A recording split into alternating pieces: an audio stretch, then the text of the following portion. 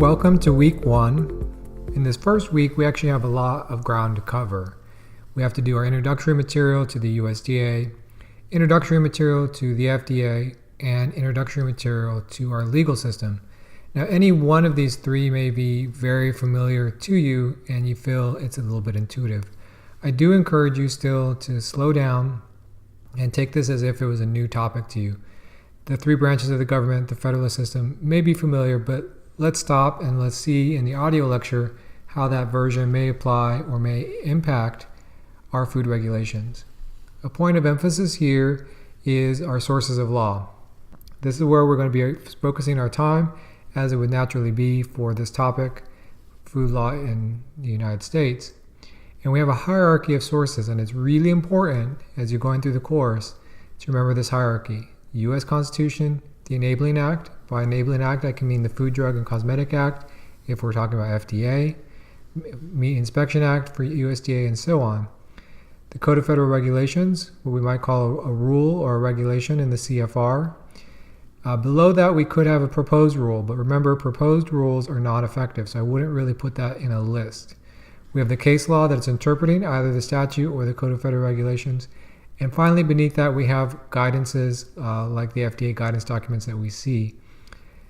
So when we're thinking about citing a material for a point in, say, the 483 response, I would not expect you to cite to a guidance if there is a constitutional provision, Enabling Act, or some other higher source of law that is available to do that. You need the most authoritative citation possible for your point and go through that hierarchy.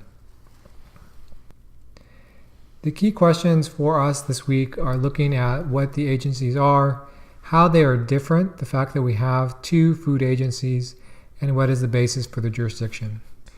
What is different for this course than in, say, 6110 or 6205 key regulatory submissions is that we have a closed universe approach, a closed universe system when we are in the course, when we're looking at reading materials, when we're looking in particular at assignments. So what I mean by closed universe is we're looking only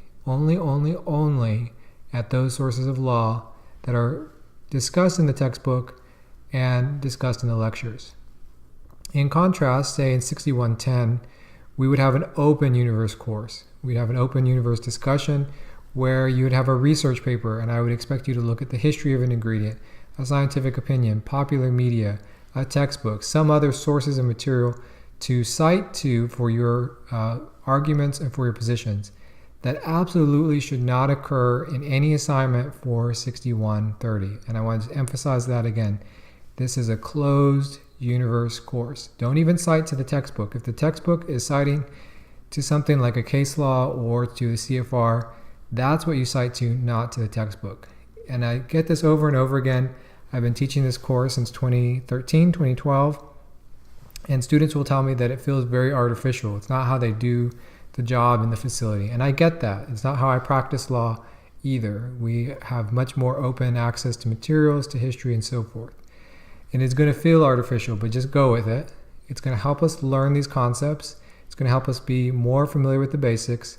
And then we can go on, leaving the course, to do an application of the law in the real world in an open universe system. So just remember that we are in a closed universe for assignments, and I don't want to see any citations to anything that is not a source of law material. So just stop and before we get into the audio lecture, emphasize that point. So we're going to cover all three topics: the legal system, the FDA jurisdiction, USDA jurisdiction, in the audio lecture, and I'll join you there.